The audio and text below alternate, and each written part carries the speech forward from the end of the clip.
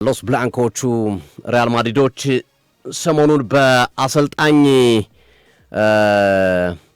ቁጥር ዙሪያ መነጋገሪያ ነበሩ። ያው ጆዜ ሞሪኒዮ ከሞላ ጎደል የጨረሱት ይመስላሉ። ነገር ግን ከዛ በኋላ ደግሞ በተለይ አሁን ላይ ከፕሬዝዳንታዊ ምርጫ ጋር በተያዘ ቡድኑ በከፍተኛ ሁኔታ ችግር ውስጥ እየገባ እንዳለ ወይም ደግሞ ከፕሬዝዳንታዊ ምርጫ ጋር በተያዘ መፈጸም ያለባቸው ነገሮች እየተፈጸሙ አይደለም። ለምሳሌ ጆዜ ሞሪኒዮ ቅጥር ሙሉ በሙሉ አልተጠናቀቀም ፕሬዝዳንቱ ስለሚያጸድቁት። አሁን ደግሞ ፕሬዝዳንቱ ፍሎሬንቲኖ ፔሬዝ የምርጫ ፉክክር ላይ ናቸው የሚገኙት እና ይህ ነገር በጣም በከፍተኛ ሁኔታ አልፎ ተርፎ ለሌሎች ክለቦችም እየተረፈ ነው። የሁለቱ ፍጥጫ ያው በስፔን አብዛኞቹ ክለቦች የደጋፊዎች ሚና ከፍ ያለባቸው ናቸው። ለምሳሌ ባርሴሎና፣ ሪያል ማድሪድ፣ ጀርመንም ተመሳሳይ እንደ ባየር ሙኒክ፣ ቦሩሲያ ዶርትሙንድ አይነት ህዝባዊ ክለቦች ናቸው። ወይም ሞር የደጋፊዎቹ መብት ወይም የደጋፊዎቹ ሴይንግ ደጋፊዎቹ የሚሉት ነገር የሚደመጥባቸው ክለቦች ናቸው እና ምርጫዎችም በሚካሄዱበት ጊዜ ጠቅላላ አድርገን ስናየው የደጋፊዎቹ ሚና በጣም ከፍ ያለ ነው። ተጫዋቾች፣ የቀድሞ ተጫዋቾች፣ የቀድሞ አሰልጣኞች እና መሰል ያው በምርጫ ሂደት ውስጥ ይሳተፋሉ። ባለፈው እንደተመለከትነው ባርሴሎና ላይ ተመልክተናል። ባርሴሎና ላይ የሆነውን ሁዋን ላፖርታ በተወዳደሩበትና ባሸነፉበት ምርጫ ላይ ሌላኛው ተወዳዳሪያቸው እንደ ዣቪ አይነት ሰዎችን ይዞ ነበረ። ዣቪ ሄርናንዴዝን የቀድሞውን የባርሴሎና አማካይ መስመር በኋላ ላይ ማሰልጣኝ የነበረውና በሁዋን ላፖርታ ቀጥተኛ ትእዛዝ ተሰናብቻለሁ በሚል ከፍተኛ የሆነ ቂም አለበት ላፖርት ላይ እና እሳቸው እንደነ ዣቪ አይነት የቀድሞ ተጫዋቾችን ይዘው ተንቀሳቅሰው ነበር። ግን ፋይናሊ ላፖርታ ነው ያሸነፉት። ተጫዋቾችም ድምፅ ይሰጣሉ። በባርሴሎና ላይ እንደተመለከት ነው የቀድሞ ተጫዋቾች፣ የአሁን ተጫዋቾች፣ ደጋፊዎች፣ ብዙ አካላቶች የሚሳተፉበት ነው። ሞር ህዝባዊ ስሜት እንዲኖረው የኔነት ስሜት እንዲኖረው ነው የሚደረገው ምርጫዎች። በሪያል ማድሪድ ሁለት ሰዎች ይወዳደራሉ። አንደኛው ማድሪድን ላለፉት ረጅም ዓመታት ሲመሩ የቆዩት ፍሎሬንቲኖ ፔሬዝ ናቸው። ሌላኛው ሰው ደግሞ ሪኬልሚ የሚባሉ ሰው ናቸው።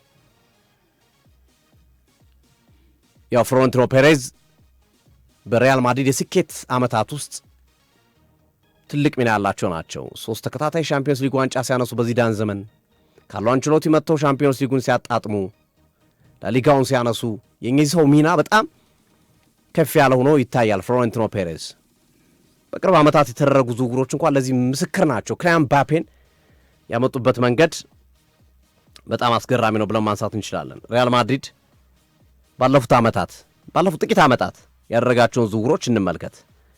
ዴቪድ አላባን ከባየር ሙኒክ በነፃ አምጥቷል። አንቶኒዮ ሮዲገርን ከቼልሲ በነፃ ነጥቋል። ቶኒ ክሩስን ከባየር ሙኒክ በ25 ሚሊዮን ፓውንድ ውሉ ሊጠናቀቅ ስለነበረ ሚስት ኦዚልን ከወልፍስበርግ በ15 ሚሊዮን ዩሮ ነው ያስፈረማቸው። የክሩስና የኦዚል ትንሽ ጊዜያቸው ረዘም ያለ ነው። ግን ሮዲገር፣ አልባ፣ ባለፈው ዓመት ደግሞ ምባፔና ትሬንት አሌክዛንደር አርኖልድ በጣም ስትራቴጂካሊ የዝውውር መመሪያቸው ከሌሎች ክለቦች ጋር ሊያጣላ የሚችል ነው። ይሄ ጤነኛ ግንኙነት እንዳይኖር ያደርጋል። ለምሳሌ አሁን ፓሪስ ሰን ጀርመን ላይ ተጫዋች ለመውሰድ ቢፈልጉ በክሊያን ምባፔ ጋር ተያይዞ የሰሩት ስራ ከሰው ፊት የሚያቆም አይደለም፣ ለመነጋገር የሚያበቃ አይደለም። ግን አሁንም ቀጥሎበታል። ከሊቨርፑል ኢብራሂማ ኮናቴን፣ ከኢንተር ሚላን ዱምፍሪስን ይቀጥላል። ቀጣይ ዝውውሮች ላይም ተመሳሳይ ነገሮችን ይሰራሉ ተብሎ እና ይሄ የፍሎሬንቲኖ ፔሬዝ ማስተር ማይንድ ነው። ደጋፊዎች ደስ ይላቸዋል፣ ምንም ጥያቄ የለውም። የሪያል ማድሪድ ደጋፊዎች ስፔሻሊ ደግሞ በሪያል ማድሪድ አካባቢ ያሉ፣ ያም ማለት ይሄ ቅድም የጠቀስኳቸው የሚመርጡ ምን የሚሉ የክለቡን ሀብት የሚፈልጉ ሰዎች ያስደስታል። ምክንያቱም እንዴ ክሊያን ምባፔን ላምጣው ቢሉ እኮ 200 ሚሊዮን ፓውንድ እንኳን ላይበቃቸው ይችላል እኮ። በወቅቱ በጣም ከፍተኛ ገንዘብ ማውጣት ሊጠበቅባቸው ይችል ነበረ። ትሬንት አሌክዛንደርን ለማምጣት እኮ ትሬንት አሌክዛንደር አርኖልድ እኮ አሁን ባለው ገበያ የ100 ሚሊዮን ፓውንድ ተጫዋች ነው ከነበረው ፐርፎርማንስ አንጻር። የዘንድሮን አላልኩም፣ ከዘንድሮ በፊት ከነበረው ፐርፎርማንስ አንጻር። ኢብራሂማ ኮናቴን ተመልከቱ። በነፃ ቢያንስ ኢብራሂማ ኮናቴ 50 እና 60 ሚሊዮን ፓውንድ የሚያወጣ ተጫዋች ነው። እና ይሄ ሪያል ማድሪድና አካባቢ ላሉ በጣም አስረሳሽ ነው። ፍሎሬንቲኖ ፔሬዝ ላይ ትልቁ ግርግር የተነሳባቸው 2 ዓመት ዋንጫ ሳያነሱ መምጣታቸው ነው። አሁን ላይ ምርጫው ላይም ተጽዕኖ እንዳይፈጥርባቸው የተሰጋው 2 ዓመት ዋንጫ አላነሱ። ማድሪድ ቤት ውስጥ ትዕግስት የለም። አይደለም 2 ዓመት ዋንጫ ሳታነሳ ቀርተ ይቅርና አንድ ዋንጫ በአንድ ዓመት እንኳን ማንሳት በማድሪድ ቤት ውስጥ ተቀባይነት የለውም። ከአንድ ዋንጫ በላይ ማንሳት አለብህ። 2-3 ዋንጫዎችን የሚፈልግ አይነት ክለብ ነው ሪያል ማድሪድ። ስሪቱ እንደዛ ነው። ሰው ይቺ ቁርሾ በተወሰነ መንገድ የተለያዩ ሀሳቦች እንዲሰጡ ባለቤቱ ፍሎሬንቲኖ ፔሬዝ ላይ ፕሬዚዳንቱ ላይ ልክ አይደሉም፣ አካሄዳችን ልክ አይደለም። ኦፍኮርስ የሪያል ማድሪድ ያለፉት 2 ዓመታት ጥያቄ የሚያስነሳ ነው። ፐርፎርማንሳቸው፣ እንቅስቃሴያቸው፣ የተጫዋቾቹ ሪሌሽን ከአሰልጣኝ ጋር ያላቸው ግንኙነት ካርሎ አንቸሎቲ ሆኖ ቻሏቸው እንጂ ምባፔና ቪኒሲየስን እኮ ማስማማት ለጃቪ አሎንሶም ለአርበሎዋም በጣም ከባድ ፈተና ሆኖባቸው በተጫዋቾች መካከል የተፈጠሩ ክፍተቶች ናቸው ለዚህ ያበቃቸውና እነዚህን ያነሳሱና በተጫዋቾች መካከል በአሰልጣኞች መካከል ያሉትን ይሄ የሚስ ማኔጅመንት ነው፣ የአመራሩ ክፍተት ነው። አመራሮቹ ፍሎሬንቲኖ ፔሬዝ የሚሰጡት ያልተገደበ ስልጣን ያመጣው ወይም ደግሞ የሚሰጡት ስልጣን አለመገደብ ያመጣው ወይ ያልተገደበ ስልጣን ይሰጣሉ ወይ ደግሞ አልገደቡትም ስልጣኑን። ይሄ ሌላ ችግር እየፈጠረ ነው በሚል ማድሪድ ውስጥ በተወሰነ መንገድ የፍሎሬንቲኖ ፔሬዝ ተቀባይነት ትንሽ ወርዷል። ትንሽ ከነዚህ ምክንያቶች ጋር ተያይዘው በሚነሱ መንገዶች ማለት ነው። አሁን አዲሱ ፕሬዚዳንት ለመሆን እጩ ከፍሎሬንቲኖ ፔሬዝ ጋር የሚወዳደሩት ሪኬልሚ ናቸው። ሪኬልሚ ሰሞኑን የተናገሯቸው አስተያየቶች ከምርጫ ጋር በተያያዘ የሰጧቸው አስተያየቶች ነበሩ። 2 ትልልቅ ከዋክብቶችን አመጣለሁ ነው ያሉት። 2 ትልልቅ ከዋክብቶችን ዓለማችን ላይ የሚገኙ እግር ኳስ ተጫዋቾችን ወደ ማድሪድ ቤት ጆዜ ሞሪኒዮን ከፍሎሬንቲኖ ፔሬዝ የተስማሙ ስምምነትም ካለ ቀድጄ ጥላለሁ። በጣም የምትወዱት ሰው የምታከብሩት ሰው ለማድሪድ የሚመጥን አሰልጣኝ አመጣለሁ። ስለዚህ እነዚህን ታሳቢ አድርጋችሁ እኔን ምረጡ የሚል ቅስቀሳቸውን ሲያከናውኑ ቆይተዋል። ከዛ በኋላ ግን አሁን ባለው ሂደት ላይ ስንመለከት አሁን ባለው እንቅስቃሴ ስንመለከት ተጠየቁ ሪኬልሚ እንዴ ምርጫው ደረሰ እኮ መቼ ነው የሚያሳውቁን? የሚያመጧቸውን ሰዎች ለመምረጥም እንዲመቸን እኮ የሚያመጧቸውን ሰዎች ንገሩን የሚል ሐሳብ ያለበት መልእክቶች ተላለፉ ማለት ነው። ወይም ጥያቄዎች ተጠየቁ እና ይህን ሲጠየቁ መልሱን ለመመለስ ሞከሩ። 2 ከዋክብቶች እነማን ናቸው የሚሉትን። በነገራችን ላይ የሪያል ማድሪድ የፕሬዝዳንት ምርጫ የፊታችን እሁድ ጁን 7 ነው የሚከናወነው በባስኬትቦል ፓቪሎን በሚባል ቦታ በሲዩዳድ ሪያል ማድሪድ ኮምፕሌክስ ውስጥ ቫልዴባስ ላይ የሚከናወን ነው የሚሆነው እና ቀኑ ደረሰ። ሰው መናገር አለባቸው። መራጮችም ማን እንደሚያመጡ አውቀው እንዲመርጧቸው ማለት ነው። ዝም ብሎ ማድበስበስ አይቻልም። ፋይናሊ ማሳወቅ አለብህ። ቀኑ ሲቃረብ እነከሌ ናቸው ብለህ ማሳወቅ አለብህ። እና ሪኬልሚ ትናንት በነበራቸው የቅስቀሳ ፕሮግራም ላይ የማመጣቸው 2 ተጫዋቾች ጨርሻለሁ፣ ቅድመ ኮንትራት ፊርማ አስፈርሚያቸዋለሁ፣ ሁሉን ነገር ጨርሻለሁ። አንደኛው ሮድሪ ነው፣ ሌላኛው ኤርሊንግ ብራውት ሃላንድ ነው ብሎ ይፋረጉ። ሮድሪና ኤርሊንግ ብራውት ሃላንድም ብሎ ማለት ነው። የሮድሪ ሊመስል ይችላል፣ ምክንያቱም ኮንትራቱንም ይራዘማል ጨርሷል እየተባለ እስካሁን አላራዘመም። ኤርሊንግ ብራውት ሃላንድ ግን የረጅም ዓመት ኮንትራት ያለው ተጫዋች ነው። ማንቸስተር ሲቲ በቅርብ ደሞዝ ጨምረው ሁሉ አዲስ ኮንትራት ሰጥተዋል እና ብዙዎችን አስገረመ። ሃላንድ ጋር ጨርሰናል፣ በቃ ወረቀቶች ምናምን ጨርሰናል፣ እኔ መመረጥ ብቻ ነው የሚጠብቁት የሚል ሐሳብ ነው የሰጡት። ወዲያው የኤርሊንግ ብራውት ሃላንድ አባት ሪያክት አረገ፣ መልስ ሰጠ። እንዴ ያዝናናል እንዲህ አይነት አስተያየት? ምንም ነገር በሌለበት ምንም አይነት ግንኙነት በሌለብን ሂደት ሃላንድን አመጣዋለሁ ብሎ መናገር ድፍረት አይደለም ወይ? አንደኛ ማንቸስተር ሲቲ ኮንትራት አለው፣ ኮንትራቱ ማክበር አለብን። ሁለተኛ ምንም ነገር ባልተነጋገርንበት ምንም ሐሳብ ባልተሰጣጣንበት መንገድ ላይ እኚህ ሰውዬ የተናገሩ ንግግር ተገቢ ያልሆነ ነው፣ ውሸት ነው የሚል ግልጽ ያለ አስተያየት ነው የሰጡት። አሰልጣኝ ማን ነው? የሃላንድ አባት ኤሊፊ ሃላንድ ማለት ናቸው። በፍጹም ከእሱ ጋር የተያዘው ነገር ሁሉ ውሸት ነው። አሁን ሪኬልሚ ላይ ያሉት እምነቶች ቀዘቀዙ። ኢቭን ፍሎሬንቲኖ ፔሬዝ ከዛ በኋላ እኚህ ሰው የሚታመኑ አይደለም፣ ውሸት ነው የሚያወሩት፣ ቢያንስ እንደ የሆነ ነገር ካለ እንኳን ጥቂት ግንኙነት እንኳን ካለ በዛ ልክ የሃላንድ አባት ኤሊፊ ሃላንድ ደፍረው አይናገሩም።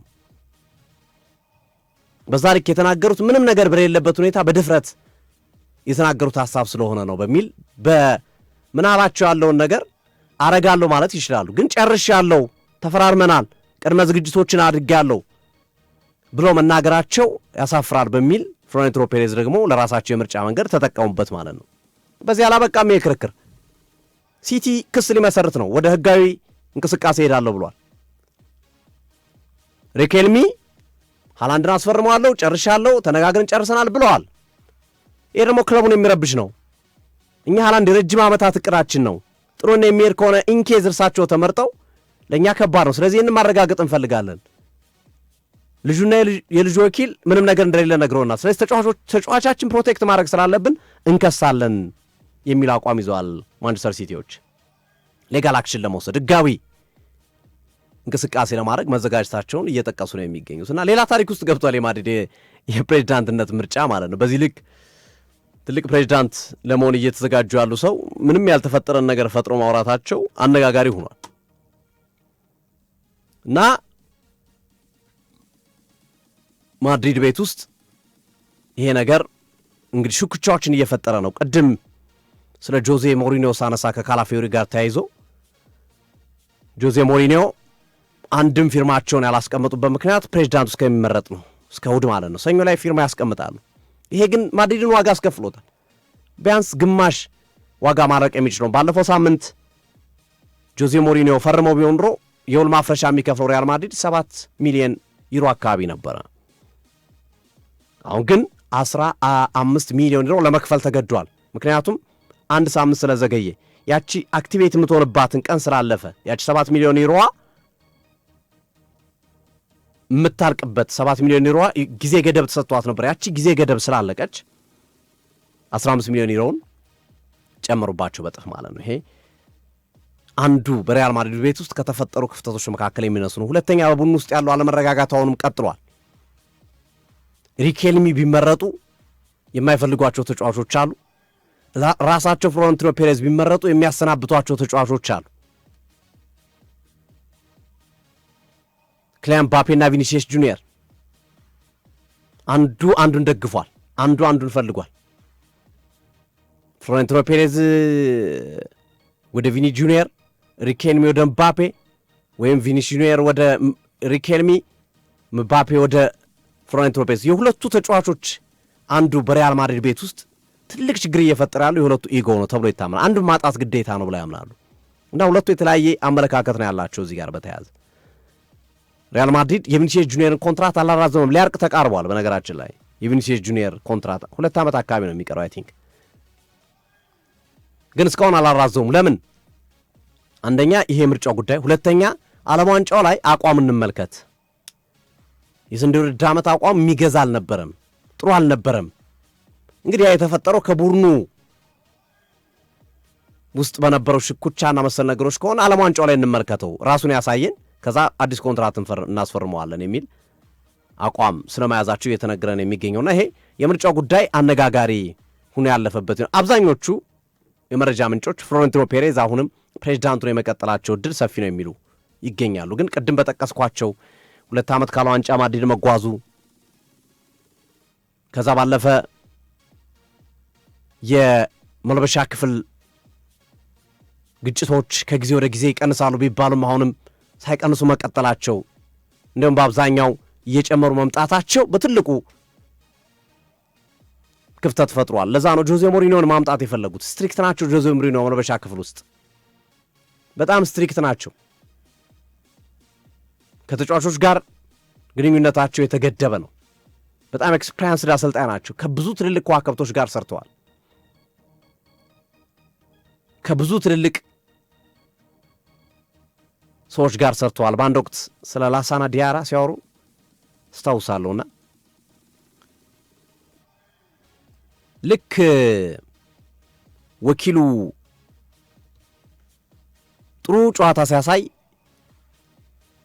በነጋው ይመጣና ክለብ እየፈለገው ነው ይለኛል አለ። በጣም በቃ ብዙ ክለቦች እየፈለጉት ነው። ልክ ተቀያሪ ወንበር ላይ ሲቀመጥ ደግሞ ይመጣና ተጫዋቹን ካላሰለፍከው መልቀቅ አለበት ይለኛልና ቁም ስቅሌና ያሳየኝ ይላልና እንዲህ አይነት ከፍተኛ ጫናዎችን መቋቋም የሚችሉ አይነት ሰው ናቸው ጆዜ ሞሪኖ። ምክንያቱም ልምዱ አለ፣ ኤክስፔሪንሱ አለ። ለዛ ነው የፈለጓቸው። ከታክቲክ ከሲስተም ምናምን አንጻር አይደለም። ተናግሯል በግልጽ ፍሎሬንቲኖ ፔሬዝ በግልጽ ተናግሯል። በቃ መልበሻ ክፍሉን የሚቆጣጠር ሰው ነው ማምጣት የምፈልገው። መልበሻ ክፍል ውስጥ ሲናገር የሚሰማ የሚናገረው ነገር የሚፈራ ሰው ነው የምፈልገው የሚል አስተያየታቸውን አስቀምጦ ነበር። ስለዚህ በዚህ መሰረት ጆዜ ሞሪኖን ያመጧቸው ለዛ ነው።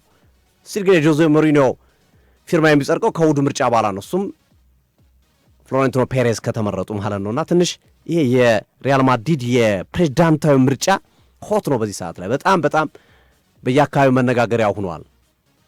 ሪኬልሚ አሸንፈው እንደው ያልተጠበቀ ነገር ያሳዩን ይሆን እነ ሃላንድን አምጥተው እውነት እንዳሉት እነ ሮድሪን ወይስ ፍሎሬንቲኖ ፔሬዝ አሁንም የነበረውን ስልጣናቸውን አራዝመው በቅዳቸው በፍላጎታቸው ይጓዛሉ የሚለው በቀጣይ እንግዲህ በሪያል ማድሪድ ቤት ውስጥ የሚጠበቅ ጉዳይ ነው የሚሆነው ማለት ነው። ወደ ሌሎች ጉዳዮች እናምራ።